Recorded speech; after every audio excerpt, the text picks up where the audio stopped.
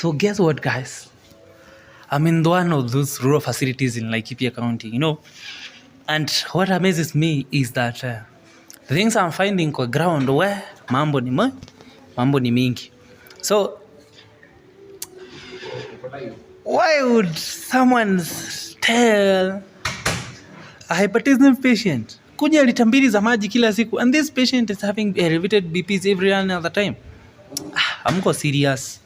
You are not serious. One of the cases that I found very interesting today, the guy was told take 2 liters of water each and every day, and then yesterday it happened pressure zilikuwa juu, and then was told still continue taking water. Lita 2 za maji unapeleka wapi? Na bado hajakunywa chai na katufia. You should be serious. We should be serious at. Nimemaliza. Niyo ndadhi. Mambo ni mingi, masaa ndio machache bwana.